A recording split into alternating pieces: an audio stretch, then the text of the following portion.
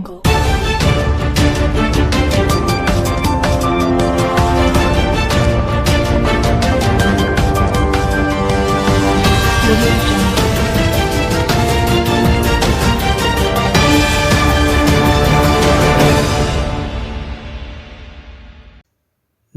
दोस्तों, media Dastak news में आपका स्वागत है। आप देख रहे हैं अपना पसंदीदा कार्यक्रम बस्ती की हस्ती। आपको मालूम है, हम प्रत्येक रविवार को बस्ती के किसी ऐसी शख्सियत से आपकी मुलाकात कराते हैं जिनकी अपनी एक पहचान है और वे किसी न किसी क्षेत्र में ऐसा कार्य कर रहे हैं जो दूसरों के लिए प्रेरणादायक हो सकता है। आप भी इस कार्यक्रम का हिस्सा बन सकते हैं। इसके लिए आपको हमारे व्हाट्सएप नंबर और ईमेल पर अपने बारे में जानकारी भेजनी होगी, जिससे हम आपको अपने स्टूडियो में आमंत्रित कर सकें। इस बार हमारे साथ हैं जाने माने पत्रकार और शिक्षक नेता संजय द्विवेदी। आप भी देखिए संजय द्विवेदी ने गोदी मीडिया और यूपी सरकार को किस तरह धोया है।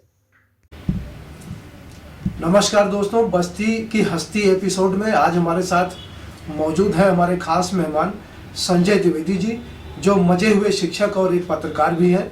आज आपसे हम उनको रूबरू कराते हैं। संजय जी नमस्कार, हमारे स्टूडियो में आपका स्वागत है। संजय जी, आप एक मजे हुए पत्रकार रहे हैं और वर्तमान में शिक्षा जगत में हैं और एक इंटर कॉलेज में आपकी नियुक्ति है। पत्रकारिता और शिक्षण दोनों अलग अलग तरह के कार्य हैं, अलग अलग सेगमेंट है और आपके पास पत्रकारिता का लंबा अनुभव रहा है और अब वर्तमान में शिक्षण का अनुभव है। हमारे दर्शकों को बताइए कि पत्रकारिता और शिक्षण में पिछला जो 2 दशक बीता है उसमें क्या चेंजेस आए हैं, क्या परिवर्तन आया है? जी अशोक जी, आपका सवाल बहुत ही अच्छा है और 2 दशक पहले, क्योंकि जो सवाल है आप 2 सवाल है उसमें जी, तो मैं पहले पत्रकारिता के विषय पे चर्चा करूंगा कि 2 दशक पहले पत्रकारिता थी जिसमें हम सब बहुत सक्रिय रहा करते थे। तो पत्रकारिता मिशन मोड में होती थी और उस समय की जो पत्रकारिता थी कि जो पीड़ित व्यक्ति है उसको कार्यपालिका, न्यायपालिका और विधायिका से जब न्याय नहीं मिलता था तो एक अंतिम साधन उसके पास होता था। लगता था कि मैं यहाँ या किसी पत्रकार के पास जाऊंगा और मुझे यहाँ न्याय मिलेगा। और उस समय की पत्रकारिता होती थी कि गांव के उस अंतिम आदमी की मदद करने के लिए हम उसके साथ खड़े हो लेते थे। ये नहीं देखते थे कि सामने खड़ा हुआ जो व्यक्ति है वो कितना प्रभावशाली है। उस पीड़ित व्यक्ति की मदद करने के लिए हम उसके साथ खड़े हो जाते थे और उसकी मदद करते थे। तब और आज की पत्रकारिता में ये फर्क हो गया है कि आज की जो पत्रकारिता होगी वो वैभवशाली हो गई है। आज की जो पत्रकारिता है वो अर्थ प्रधान हो गई है, धन तलाश रही है। आज की जो पत्रकारिता है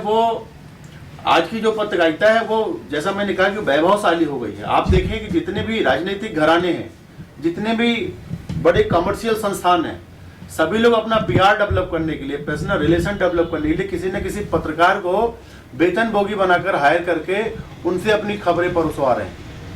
आज आप देखिए, पीड़ित व्यक्ति की बात चंद चुनिंदे लोग ले आ रहे हैं, बाकी लोग न्याय कहीं ना कहीं, जैसे मैंने कहा, कार्यपालिका न्यायपालिका पे जाकर के बिक जाती थी। तो अंतिम अस्त्र, अंतिम साधन हमारा पत्रकारिता होता था।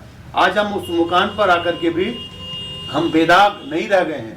यही कारण है कि आजकल की जो पत्रकारिता और उस पर टिप्पणियां और आक्षेप खुलेआम समाज के लोग लगा रहे हैं। सम्मान कम हो गया है, नजरिया लोगों का पत्रकारिता के प्रति। कारण यही है कि आजकल मीडिया के क्षेत्र में काम कर रहे लोगों का जो 2 दशक पहले सम्मान था वो आज नहीं रह गया है।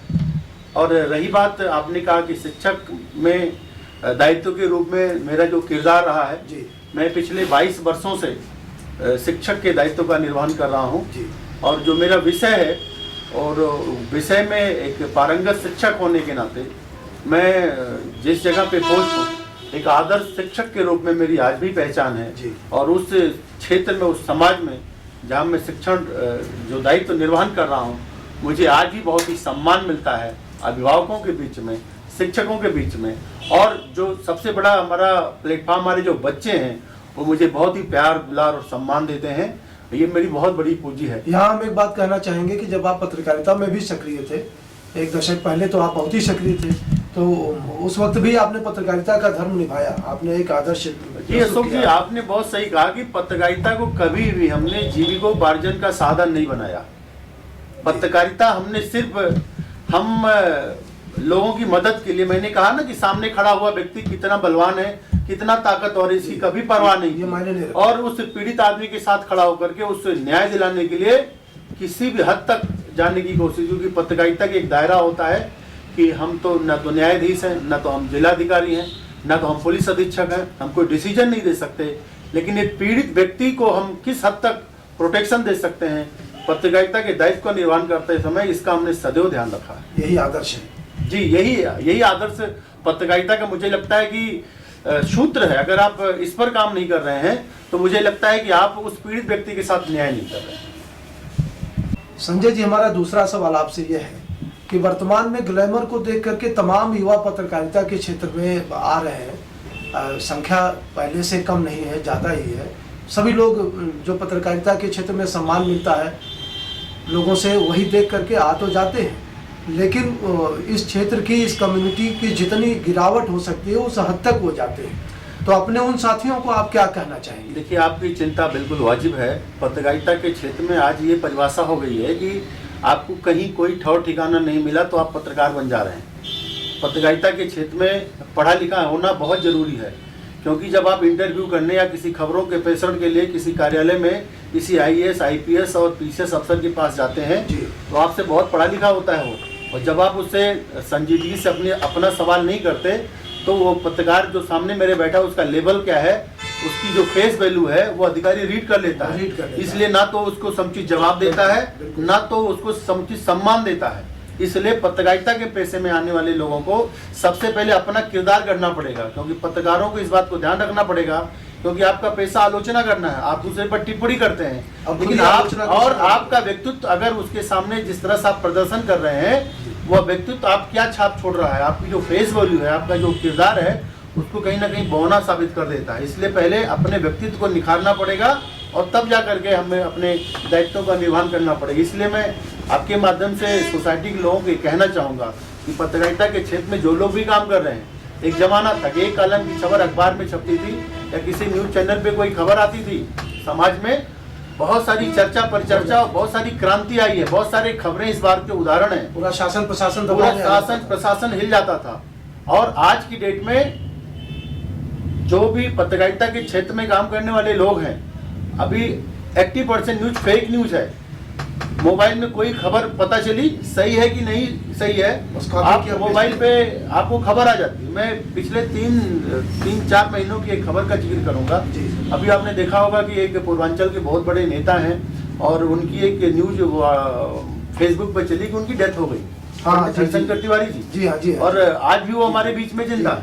तो कहने का आशय यह है कि सोशल मीडिया के जमाने में खबरों ने अपनी विश्वसनीयता खो दी है और इस पर सोसाइटी के लोगों को ध्यान देना पड़ेगा। और खासतौर से जो मोबाइल पत्रकारिता करने वाले लोग हैं, ये प्लांटेड खबर ज़्यादा चला रहे हैं। ये इनकी वास्तविक खबरों से कोई लेना देना नहीं है।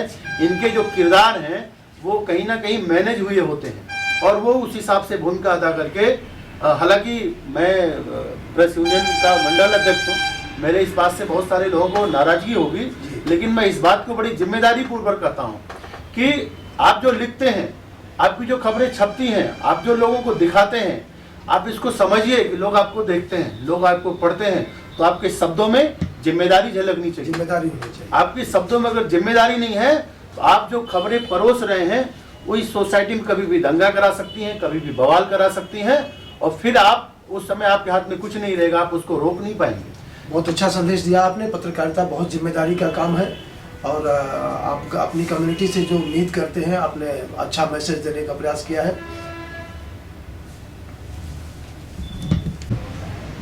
संजय जी, आप एक शिक्षक नेता हैं और कहीं न कहीं बहुत सारे शिक्षकों का हित अक्सर आप इस मुद्दे को उठाते रहते हैं और लोग आपसे सैकड़ों हजारों की संख्या में जुड़े हुए हैं।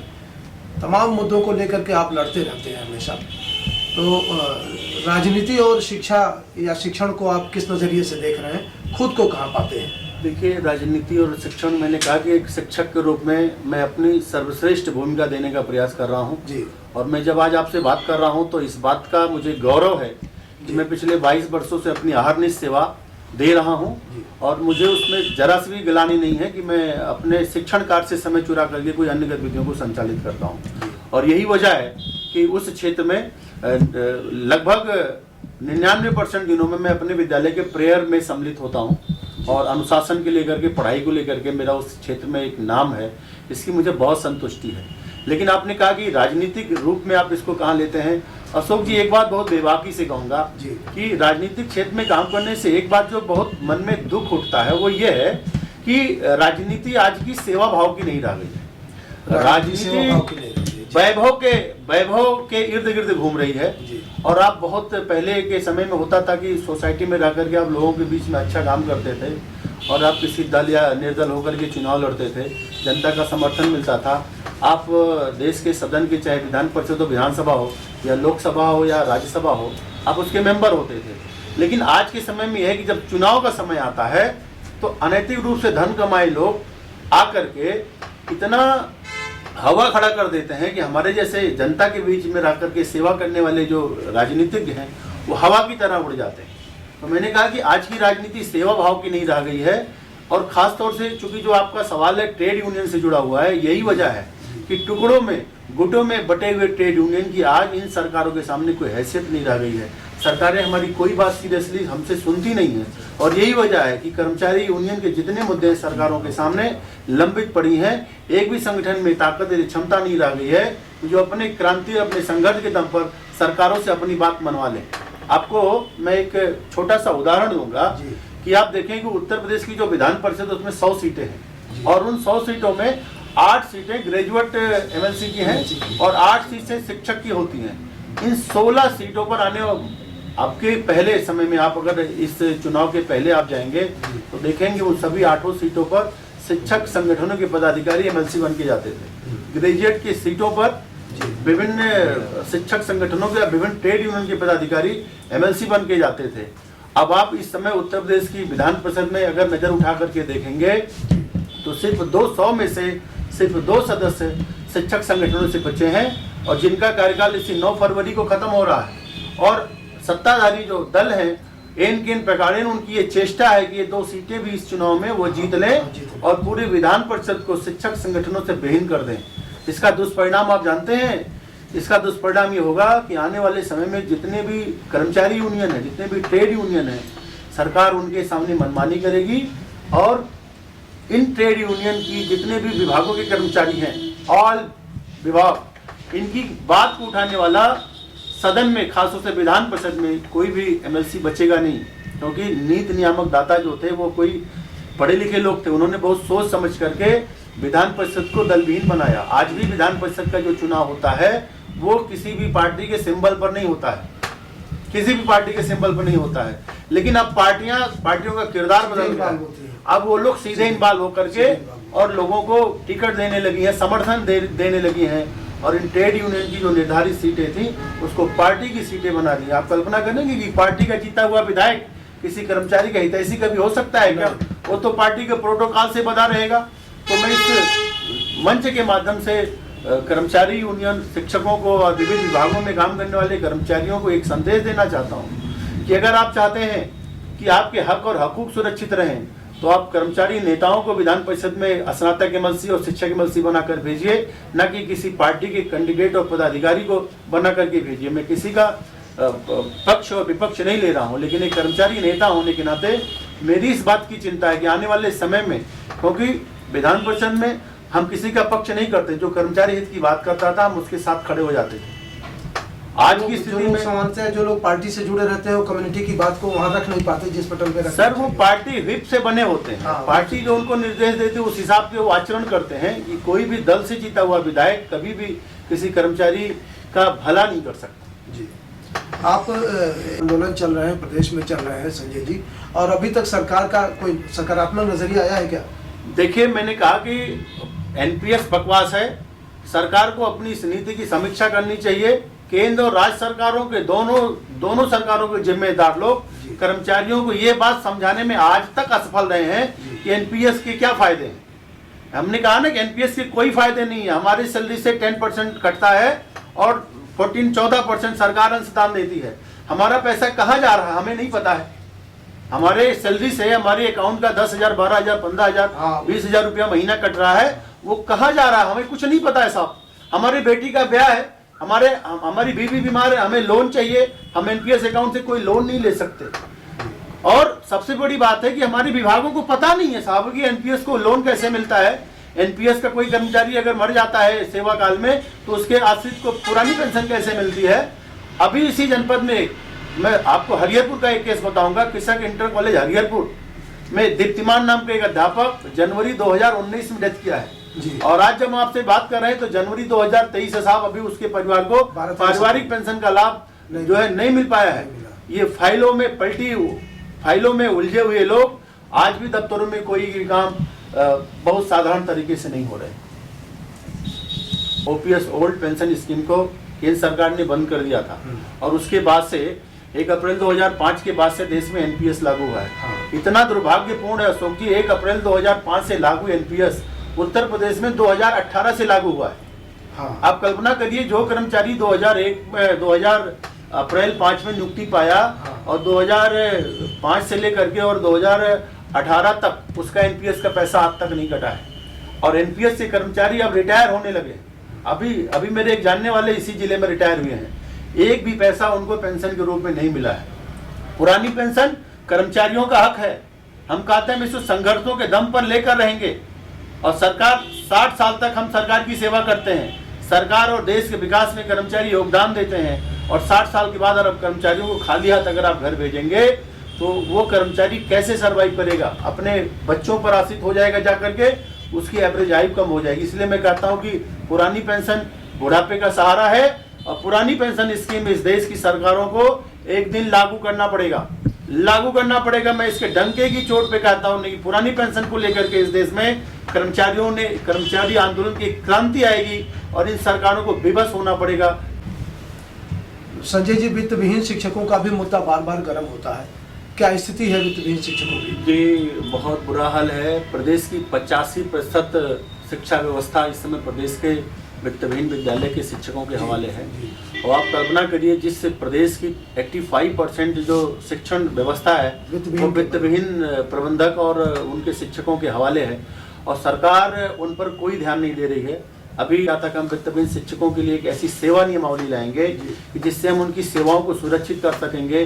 कल्पना करिए आप किसी विद्यालय में 10 साल से काम कर रहे हैं तो वहाँ के जो नियोक्ता आदरणीय प्रबंधक जी अगर नाराज हो जाए और आज आपसे कहते हैं भाई आज आप कल से आप स्कूल नहीं आएंगे, आपकी सेवा समाप्त हो गई है, तो अध्यापक कुछ नहीं कर सकता था। तो हम लोग मांग कर रहे थे कि इन अध्यापकों की सेवाओं को सुरक्षित करने के लिए एक ऐसी सेवा नियमावली बनाई जाए जिससे इनको कोई बहुत आसानी से निकाल ना सके। दूसरी हमारी मांग थी कि इन वित्तविहीन विद्यालयों को बैंक के माध्यम से सरकार के राज को से कम 5 अंकों में एक ऐसा सम्मानजनक मान दे दिया जाए जिससे उनके भी परिवार का गुजर बसर आसानी हो सके।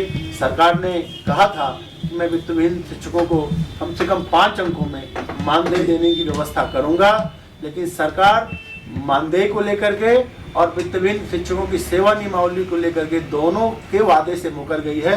और जब आज हम आपसे बात कर रहे हैं तो प्रदेश में वित्तविहीन शिक्षक अपने भविष्य को लेकर के इतना चिंतित है कि मैंने जैसा कि कहा कि 85% विद्यालयों में वित्तविहीन विद्यालय के शिक्षक काम कर रहे हैं और इन विद्यालयों में सेवा को लेकर के, कैरियर को लेकर के किसको चिंता नहीं रहती है। सुख जी, हम किसी विद्यालय में 50 साल तक अपनी सेवा दें और हमारी सेवाएं सुरक्षित ना हो तो हमारी कैरियर को लेकर के आप कल्पना कर सकते कितना अनिश्चितता बनी रहती है। तो मैं इस चैनल के माध्यम से संजय जी, इस ऊहापोह की स्थिति में जब जीवन में अस्थिरता रहती है तो मैं ये कहना चाहूँगा आपसे कि शिक्षण की क्वालिटी भी कहीं ना कहीं घटती है। स्वाभाविक है कि आप कल्पना करो कि एक MA, MSc और PhD किए हुए विद्यार्थी को जो वित्तविहीन विद्यालयों में शिक्षण का कार्य कर रहा है 5,000-8,000 रुपया मानदेय पर वो काम कर रहा है, अधिकतम 7,000-8,000 रुपये पे मानदेय पर काम कर रहा है।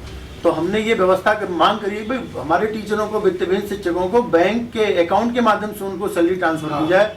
लेकिन जब आज मैं आपसे बात कर रहा हूँ कि प्रदेश में जैसे मैंने कहा 85% प्राइवेट स्कूल जो हमारे हैं के बदौलत चल रहे हैं, लेकिन उनके शिक्षक को बैंक के माध्यम से सैलरी नहीं मिल पा रही और सरकार इस संदर्भ में कोई कठोर नियम नहीं बना रही है। सरकार विद्यालयों के मान्यता की नियमावली को आज कठोर की है, लेकिन हम ये कहेंगे कि जो रेवड़ी की तरह इन्होंने मान्यता बांटे हैं, विद्यालयों में मान्यता की जो शर्तें हैं उन शर्तों का कड़ाई से इन लोगों ने पालन नहीं कराया और गली मोहल्ले में इन्होंने स्कूलों को मान्यता दे दी, स्कूलों ने अपने मानक को पूरे नहीं किए और आज वो विद्यालय मुसीबत बन गए हैं। जी उनकी जो शिक्षण पद्धति है, आप देखें कि हमारे पूर्वांचल में बहुत सारे घराने डेवलप हो गए हैं। जी, घराने develop- और मैं माफियागिरी हो गई है। और आपको मैं क्या बोलूं कि इतनी खराब स्थिति हो गई है, अगर सरकार इस व्यवस्था को सुधारेगी नहीं तो आने वाले समय में बहुत कठिनाई होगी। संजय जी, 2 सवाल शिक्षकों को लेकर के आपसे और है, क्योंकि आप शिक्षक नेता हैं इसलिए आप डिजर्व भी करते हैं और आपसे सवाल पूछना लाजमी है। जो शिक्षक चयन बोर्ड से चयनित होकर के आते हैं, उनकी नियुक्ति कॉलेजों में आसान नहीं होती है, उनके साथ धन उगाही हो रही है। प्रबंधक और वहाँ के प्रधानाचार्य या और एक तंत्र विकसित हो गया है, जो इंफ्रास्ट्रक्चर हो गया है उनका, जो नई नियुक्ति पर एक भारी भरकम मोटा अमाउंट लेते हैं, उसके बाद नियुक्ति प्रदान करते हैं। एक ये, और दूसरा ये ऑनलाइन ट्रांसफर जो शिक्षकों का मुद्दा है, इन दोनों पर आप अपना नजरिया साफ करें। जी अशोक जी, आपने बहुत सही सवाल किया है कि एक व्यवस्था तो बदली है। माध्यमिक शिक्षा सेवा चयन आयोग से जो शिक्षक हैं जी, इलाहाबाद, लखनऊ, दिल्ली जैसे जगहों पर रह के तैयारी करते हैं जी, और परीक्षा पास करके आते हैं। एक विसंगति है कि ये जो आयोग है वहाँ पे शिक्षकों की नियुक्ति नहीं होती, उनका चयन होता है। चयन करके वो पैनल डीआईएस को देते हैं। डीआईएस उस पैनल को देख करके एक चिट्ठी जारी करता है विद्यालय के प्रबंधक को, फिर प्रबंधक उस अध्यापक को कार्यभार ग्रहण कराता है। लेकिन एक तो पारदर्शी व्यवस्था बनी है, चयन आयोग से अभ्यर्थी चयनित होकर के पारदर्शिता पूर्ण तरीके से आ रहे हैं। लेकिन जैसे वो जिलों में आते हैं, वो डीआईएस कार्यालय से उनका शोषण शुरू हो जाता है। और डीआईएस कार्यालय से जो है नियुक्ति पत्र जारी होने से लेकर के और विद्यालय में ज्वाइनिंग होने तक 3 से 4 लाख रुपया तक उनसे विभिन्न माध्यमों से पढ़ने वाले किरदार के लोग उनसे लेते हैं। और ये जो धनराशि है ना देने पर उनका तरह तरह से उनका शोषण करते हैं, उन्हें परेशान करते हैं, उनकी ज्वाइनिंग में लिंगर करते हैं। तो मैं इस चैनल के माध्यम से एक मांग करूंगा कि चयन आयोग से चयनित अभ्यर्थियों की ज्वाइनिंग हो वो जिलों के जिला विद्यालय निरीक्षक कार्यालय में हो, या तो सरकार चयन आयोग ऐसी कोई व्यवस्था बनाए कि उन चयन के उपरांत शिक्षकों की ज्वाइनिंग सीधे चयन आयोग उनकी नियुक्ति उस कॉलेज में करे। क्योंकि चयन आयोग सिर्फ कॉलेज अलग करता है, नियुक्ति विद्यालय का प्रबंध तंत्र करता है। तो प्रबंध तंत्र और जिला विद्यालय निरीक्षक के बीच की जो दूरी है उसमें हमारे चयनित शिक्षकों को पसीने छूट जाते हैं, इसी में शोषण होता है और बहुत जबरदस्त शोषण। कई बार मुद्दे इतना लिंगरान हो जाते हैं कि सालों तक ज्वाइनिंग। पूरे प्रदेश में एक भी ऐसे अध्यापक नहीं है। मैं इस चैनल पर बहुत जिम्मेदारी पूर्वक इस बात को स्वीकार करता हूँ, क्योंकि शिक्षक राजनीति के नाते विद्यालयों में जाने का मेरा लंबा अनुभव है। एक भी अध्यापक की ज्वाइनिंग बिना रिश्वत दिए प्रदेश में नहीं हो रही, और सरकार इस पर अंकुश लगाने में एकदम सिरे से नाकाम है। बहुत बड़ी बात है। ऑनलाइन ट्रांसफर का माध्यमिक विद्यालयों में हम लोग एक कथन कहते हैं कि नौकरी मिलना आसान है साहब, ट्रांसफर कराना उससे भी मुश्किल काम है। तो सरकार ने पहली बार माध्यमिक शिक्षा में ऑनलाइन ट्रांसफर प्रक्रिया को ले आए और करीब 750 अध्यापकों के ऑनलाइन ट्रांसफर आवेदन उत्तर प्रदेश सरकार के समक्ष लंबित पड़े हैं। और वो अध्यापक बहुत सुदूर जनपदों से अलग अलग प्रदेश के जिलों में काम कर रहे हैं, ट्रांसफर की आशा में बैठे हैं और उन शिक्षकों का स्थानांतर नहीं हो पा रहा है। और चूंकि सहायता प्राप्त विद्यालयों में ऑनलाइन ट्रांसफर की प्रक्रिया इतनी मुश्किल है, अमूमन हमारे जो आदरणीय प्रबंधकगण हैं वो एनओसी नहीं देते। अगर प्रबंधक ने एनओसी दे दिया तो डीआईएस एनओसी नहीं देते, डीआईएस ने एनओसी दे दिया तो जेडी एनओसी नहीं देते। ये पूरी प्रक्रिया में हर स्तर पर हमारे शिक्षक का शोषण होता है और बिना शोषण को सहन किए हुए कोई भी पत्रावली हमारी आगे नहीं बढ़ती। इसलिए हम चाहेंगे इस चैनल के माध्यम से सरकार एक ऐसी पारदर्शी व्यवस्था बनाए कि जो अध्यापक ट्रांसफर की प्रक्रिया का पालन करते हैं, उसकी शर्तें पूरी करते हैं, उनके नियम जो है वो पूरी करते हैं और उनको आसानी से ट्रांसफर की पद्धति में शामिल किया जाए। सरकार एक ऐसी पारदर्शी व्यवस्था बनाए, क्योंकि खासतौर से शिक्षा विभाग के मामले में मैं कहूँगा कि सरकार कहती है ना मैं जीरो टॉलरेंस की नीति पर काम कर रहा हूँ, लेकिन आज ही माध्यमिक शिक्षा विभाग के कार्यालयों के किसी भी पटल पर कोई भी काम बिना सुविधा शुल्क दिए नहीं होता। मैं बड़ी जिम्मेदारी पूर्वक इस चैनल के माध्यम से कह रहा हूं कि हमारे प्रदेश के 75 जनपदों के डीआईएस कार्यालय, 18 जनपदों मंडलों के हमारे जेडी कार्यालय, डीडीआर कार्यालय, बेसिक शिक्षा अधिकारी के कार्यालय, इन दफ्तरों में शिक्षकों का कोई भी काम बिना सुविधा शुल्क दिए नहीं हो रहा है। सरकार को इस पर जिम्मेदारी पूर्वक काम करके और इसकी समीक्षा करके इस पर कठोर नियम बनाने पड़ेंगे। और ये जो मैं आरोप लगा रहा हूँ, मैं कोई मेरी जो विचारधारा है, जी। मैं बहुत बेबाक टिप्पणी इसलिए कर रहा हूँ, ये मैं किसी पे आरोप नहीं लगा रहा हूँ, ये मैं इसको रोज अनुभव करता हूँ, अनुभव कर रहे हैं आप, रोज महसूस करता हूँ। आपके इर्द गिर्द ये शिक्षक सब होगा। राजनीति के नाते जिन मामलों में हम लोग अधिकारी या बाबू से पैरवी करते हैं, अधिकारी और वो बाबू हमें अपना दुश्मन समझते हैं, उनको लगता है इनके बीच में आने से हमारा धंधा प्रभावित हो गया। इसलिए हम चाहेंगे कि सरकार ऐसी पारदर्शी व्यवस्था बनाए। एक व्यवस्था विद्यालयों में आया था कि हम एक सिटीजन चार्टर लागू हाँ, जी, करें, जी। और उसमें था सिटीजन चार्टर का मतलब ये था कि कोई एप्लीकेशन हम आज देते हैं, हाँ, तो उसका उसका time bound शेड्यूल होगा। निर्धारित था कि एक हफ्ते के अंदर ये काम हो निस्तारण हो जाएगा। जाएगा इसका। सिटीजन चार्टर इस प्रदेश में मजाक बनकर आ गया साहब। कोई काम हमारे शिक्षा विभाग के कार्यालयों में बिना रिश्वत दिए नहीं हो रहे।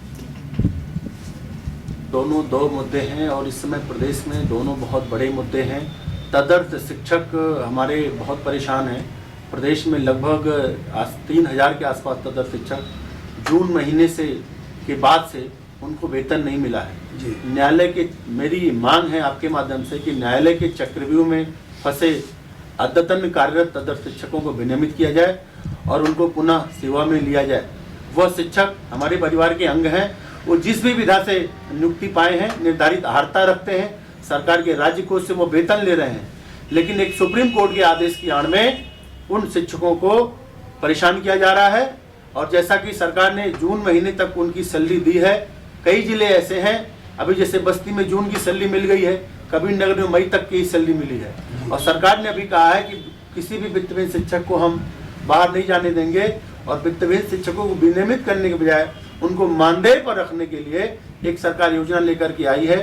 उस पर आपस में सरकारों ने वित्तीय परामर्श लिया है, लेकिन अभी तक उनको अमली जामा नहीं पहुंचा पाए हैं। आप कल्पना कीजिए, जो शिक्षक 20 साल से तदर्थ शिक्षक के रूप में नौकरी कर रहा है, 1 लाख, 1.25 लाख, 1.5 लाख रुपया तक सैलरी पा रहा है, उसके परिवार को जून महीने से सैलरी नहीं मिली है, और वह शिक्षक विनियमित होने के लिए या मानदेय की प्रक्रिया में शामिल होने के लिए दोनों के में पेंडुलम की तरह घूम रहा है।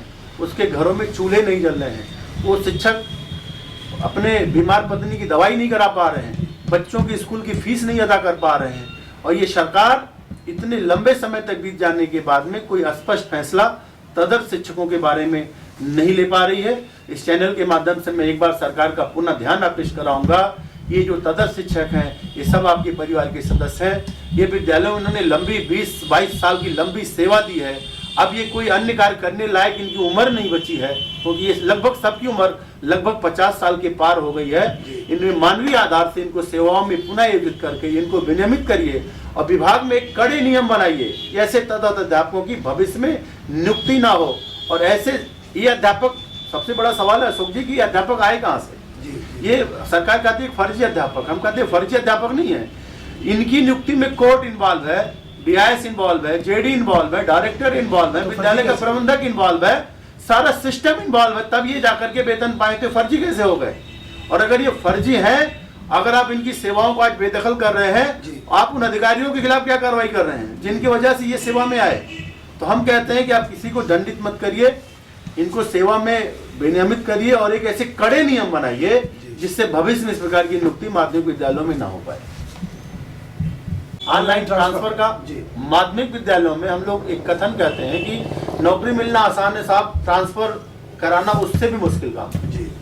तो सरकार ने पहली बार माध्यमिक शिक्षा में ऑनलाइन ट्रांसफर प्रक्रिया को ले आया, और करीब 750 अध्यापकों के ऑनलाइन ट्रांसफर आवेदन उत्तर प्रदेश सरकार के समक्ष लंबित पड़े हैं।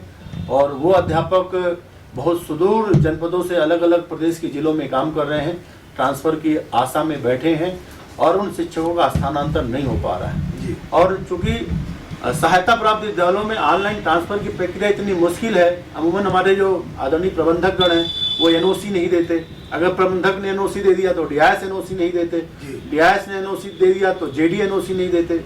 ये पूरी प्रक्रिया में हर स्तर पर हमारे शिक्षक का शोषण होता है, और बिना शोषण को सहन किए हुए कोई भी पत्रावली हमारी आगे नहीं बढ़ती। इसलिए हम चाहेंगे इस चैनल के माध्यम से सरकार एक ऐसी पारदर्शी व्यवस्था बनाए कि जो अध्यापक ट्रांसफर की प्रक्रिया का पालन करते हैं, उसकी शर्तें पूरी करते हैं, उनके नियम जो है वो पूरी करते हैं, और उनको आसानी से ट्रांसफर की पद्धति में शामिल किया जाए। सरकार एक ऐसी पारदर्शी व्यवस्था बनाए, क्योंकि खासतौर से शिक्षा विभाग के मामले में मैं कहूंगा कि सरकार कहती है ना मैं जीरो टॉलरेंस की नीति पर काम कर रहा हूँ, लेकिन आज ही माध्यमिक शिक्षा विभाग के कार्यालयों के किसी भी पटल पर कोई भी काम बिना सुविधा शुल्क दिए नहीं होता। मैं बड़ी जिम्मेदारी पूर्वक इस चैनल के माध्यम से कह रहा हूँ कि हमारे प्रदेश के 75 जनपदों के डीआईएस कार्यालय, 18 जनपदों मंडलों के हमारे जेडी कार्यालय, डीडीआर कार्यालय, बेसिक शिक्षा अधिकारी के कार्यालय, इन दफ्तरों में शिक्षकों का कोई भी काम बिना सुविधा शुल्क दिए नहीं हो रहा है। सरकार को इस पर जिम्मेदारी पूर्वक काम करके और इसकी समीक्षा करके इस पर कठोर नियम बनाने पड़ेंगे।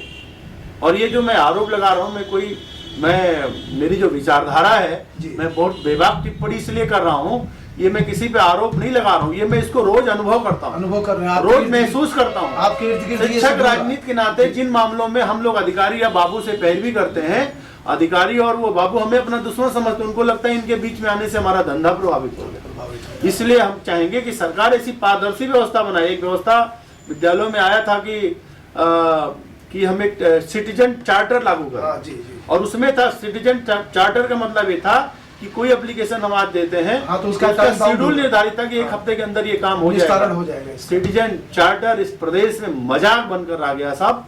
कोई काम हमारे शिक्षा विभाग के कार्यालयों में बिना रिश्वत दिए नहीं हो रहे। संजय जी, एक बार फिर आपको पत्रकारिता के प्लेटफॉर्म पर वापस लाते हैं। इधर पिछले एक दशक से एक पत्रकारिता में एक नया शब्द आया है, गोदी मीडिया। तो क्या आप भी ये अनुभव करते हैं कि वर्तमान पत्रकार अधिक से अधिक संख्या में जो है किसी संस्था, गुंडा माफिया, किसी नेता या किसी व्यापारी या किसी राजनीतिक दल के लिए पत्रकारिता करते हैं? आखिर उन पर ये इल्जाम क्यों लग रहा है बार बार कि वो गोदी मीडिया हो गए? देखिए, गोदी मीडिया शब्द पत्रकारिता से जुड़े होने के नाते मुझे गाली जैसा लगता है। ये बहुत ही अपमानजनक शब्द है हमारे पत्रकार समुदाय से जुड़े लोगों के लिए। और देखिए, मैंने कहा कि जो ये पत्रकारिता है, ये मैं अभी शुरुआत में ही कहा था कि मिशन के रूप में हुआ करती थी। आज की जो पत्रकारिता हो गई है वो कहीं ना कहीं अपने उद्देश्य से भटक गई है। और पत्रकारिता के क्षेत्र में जो आज की नई युवा पीढ़ी काम कर रही है वो कहीं ना कहीं, मैंने कहा कि जैसे कहा कि आजकल फेक न्यूज़ का ज़माना है, प्लांटेड खबरें बहुत आ रही हैं। हमें समाज के सामने क्या परोसना है, ये हम एक माइंड सेट पहले से बना ले रहे हैं, और माइंड सेट बना करके फिर हम उन खबरों को सोसाइटी के सामने पढ़ते हैं और उन्हें बेबस करते हैं कि आप इसको पढ़ो, क्योंकि आप उनके व्हाट्सएप से। और ये है कि जो कनेक्टिविटी बढ़ी है कि पहले अखबार पढ़ने के लिए हमारे घर अखबार नहीं आता तो हम चाय की दुकान पे जाते थे अखबार पढ़ने। आज मोबाइल के ज़माने में अखबार भी हमें वायरल होकर के व्हाट्सएप पर मिल जा रहा है, ट्विटर पे मिल जा रहा है, फेसबुक पे मिल जा रहा है, इंस्टाग्राम पे मिल जा रहा है। तो हमारी कनेक्टिविटी बढ़ी है। तो मैं ये कह रहा हूँ कि अगर हमारा परिवार बढ़ा है तो हमारी जिम्मेदारियां भी बढ़ी हैं। हम अपनी जिम्मेदारियों को समझ नहीं रहे हैं। और मैं फिर कह रहा हूँ कि जब आप खबर दिखाते हैं और लोगों पर उंगली उठाते हैं तो आप इस बात को ध्यान रखिए कि लोग आपको भी देख रहे हैं, आपको पढ़ रहे हैं, आप पे भी उंगलियां उठेंगी। और जब आज आपको गोदी मीडिया कहा जा रहा है, आपको बिकाऊ मीडिया कहा जा रहा है, तो फिर आपको दिक्कत क्या हो रही है?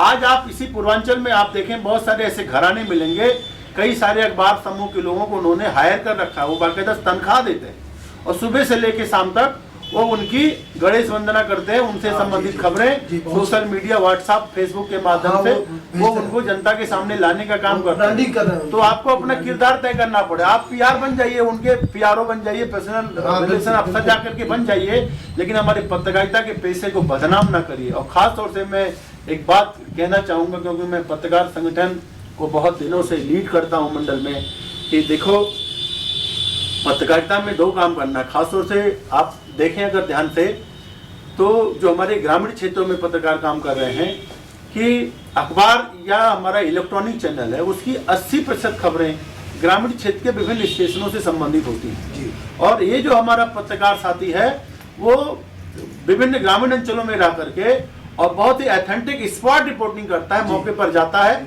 और खबर को बनाता है, लिखता है और अपने हेडक्वार्टर पर देता है। अखबार के पन्ने में लगभग मैंने कहा 80% भागीदारी ग्रामीण क्षेत्रों में काम करने वाले पत्रकारों की है। तो लेकिन ग्रामीण क्षेत्र में पत्रकारिता भी 80% बची हुई है। उन्हीं की वजह से सच सामने आ रहा है, उन्हीं की वजह से सच सामने आ रहा है, लेकिन वो पर्दे से बाहर है, उनका किरदार कहीं सामने नहीं आता।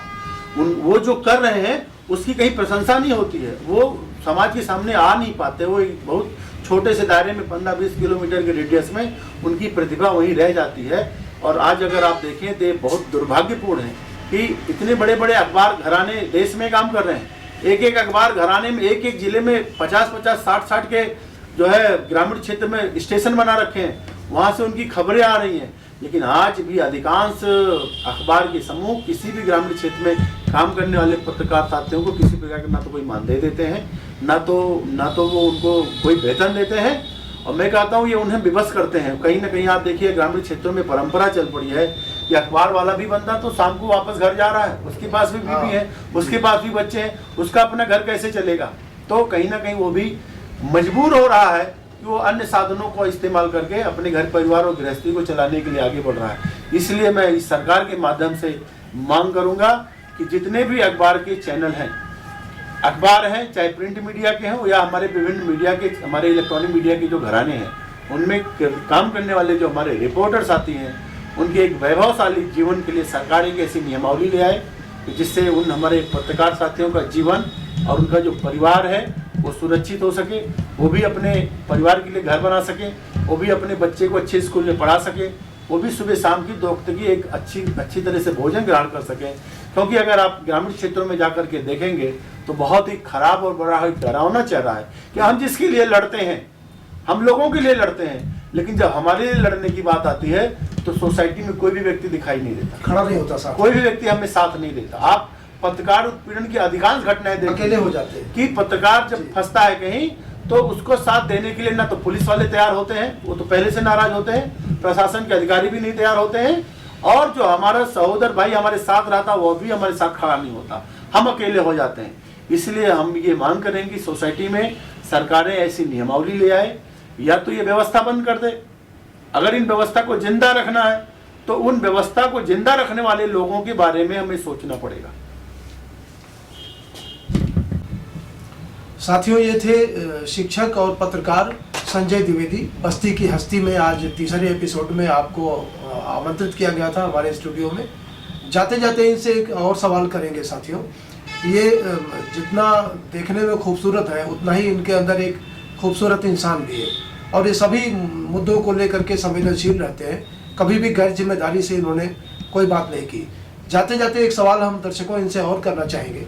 संजय जी, अगर आप शिक्षक नहीं होते या पत्रकार भी नहीं होते, चूंकि आपके अंदर एक अच्छा इंसान है, आपके संस्कार बहुत अच्छे हैं, आपका पारिवारिक पृष्ठभूमि बहुत अच्छा है, आपकी पारिवारिक संस्कार आपको मिले हैं, तो अगर आप शिक्षक भी नहीं होते और पत्रकार भी नहीं होते तो आप तीसरा कौन सा किरदार पसंद करते जिसमें आप जाना चाहते? देखिए सब हम लोग बहुत सामान्य परिवार से लोग हैं, और एक विद्यार्थी जीवन में मैं एक बहुत ही मेधावी विद्यार्थी रहा, और विविध क्षेत्र में मुझे प्रशासनिक क्षेत्र में नौकरी करने का बहुत शौक था। मैंने PCS और IAS के एग्ज़ाम भी कई बार दिए। कुछ ऐसी पारिवारिक परिस्थितियां बीच में उभरी कि पढ़ाई को जितना समय देना चाहिए और जो सुविधाएं मिलनी चाहिए वो हमें उन समय नहीं मिल पाया, और एक बहुत शौक था कि मैं प्रशासनिक क्षेत्र में जा कर के और समाज के अंतिम बुनियाद पे खड़े व्यक्ति की किस प्रकार मदद कर सकूं, ये मेरे मन में एक हमेशा कसक रहता था। उसी कसक को हमने पत्रकारिता में पूरी किया, और आप तो हमारे से बहुत पहले से जुड़े हुए हैं। पत्रकारिता के क्षेत्र में हम जब भी सक्रिय रहे उन दिनों मेरी प्रायोरिटी में वो पीड़ित व्यक्ति ही रहा है। उस पीड़ित व्यक्ति को सताने वाला व्यक्ति कितना सशक्त क्यों ना रहा हो, हम उस पीड़ित व्यक्ति की मदद करने के लिए उसके साथ सदैव खड़े रहे। ये हमारी शुरू से मेरी आदत रही है। आपको पता है कि हम बहुत सारी चैरिटी के काम किया करते हैं। मैं कोई बहुत बड़ा पूंजीपति नहीं हूँ, बहुत एक सामान्य से परिवार का रहने वाला हूँ, और अपनी किरदार से अपने परिश्रम से सोसाइटी में एक भी ऐसा इवेंट मैं नहीं छोड़ता जहाँ मेरी उपस्थिति होनी चाहिए और मैं वहाँ ना मिलूं। बिल्कुल बिल्कुल। और दूसरा ये कि बहुत ही पारदर्शीपूर्ण जीवन हम जी रहे हैं। और जैसा आपने कहा कि अगर आप शिक्षक ना होते, पत्रकार ना होते तो आप क्या करते, अशोक जी, ये बहुत ही भावनात्मक सवाल मेरे लिए है। जैसा मैंने कहा हम लोग बहुत ही सामान्य परिवार के लोग हैं, और हमारी पहले जो बुनियादी ज़रूरतें जैसे रोटी, कपड़ा और मकान, तो पहले तो हम उस व्यवस्था में जुड़े, उस व्यवस्था को मूर्त रूप दे पाए, तो परिवार को गढ़ने में लग गए। अब परिवार को सुरक्षित कर ले गए, तब सोसाइटी को गढ़ने में लगे हुए हैं। और हमारा जो उद्देश्य है हम यही रुकने वाले नहीं हैं। भाग्य पता नहीं कहाँ ले जाएगा, लेकिन अभी भी जैसे कहता मुझे बहुत भूख है, सोसाइटी के लोगों के लिए बहुत कुछ मुझे करना है, और बहुत कुछ करने की जो बेचैनियां मुझे रात भर सोने नहीं देती हैं। और मैं बहुत कुछ सोच रहा हूँ और उसको कब तक मूर्त रूप दे पाऊँगा। अगर ईश्वर ने मेरा साथ दिया, मेरा स्वास्थ्य अच्छा रहा, तो मैं बस्ती वालों के लिए बहुत कुछ करने की सोच रहा हूँ। अब कैसे करूँगा, कब करूँगा, इसका कोई निश्चित समय नहीं बता सकता, लेकिन मेरी ये जो दोनों भूमिका है, मैं एक शिक्षक के रूप में और पत्रकार के रूप में रहते हुए सोसाइटी को क्या कुछ दे सकता हूँ, वो मैं देने का प्रयास करूँगा। मैं अपने जीवन से बहुत संतुष्ट हूँ। मैं बहुत महत्वाकांक्षी नहीं हूँ। मैं बहुत पैसे के पीछे भागने वाला व्यक्ति नहीं हूँ। जो भी मेरी अपनी व्यक्तिगत कमाई है, उससे अपने घर परिवार के साथ साथ समाज को मैं क्या कुछ अच्छा दे सकता हूँ, रात दिन मैं उसके लिए प्रयास करता हूँ। और ईश्वर मुझे इतनी क्षमता दे कि इसमें कभी कोई विसंगति नहीं आए, इसमें कोई कभी कमी नहीं आए, जिससे मैं अपने किरदार को बहुत महत्वपूर्ण तरीके से सोसाइटी के सामने रख सकूं। तो दोस्तों, एक नया चेहरा, एक नया किरदार लेकर के हम अगले एपिसोड में फिर हाजिर होंगे। तब तक बने रहिए मीडिया दस्तक पर। संजय जी, स्टूडियो में आपने वक्त दिया, आपको बहुत बहुत धन्यवाद। बहुत बहुत धन्यवाद।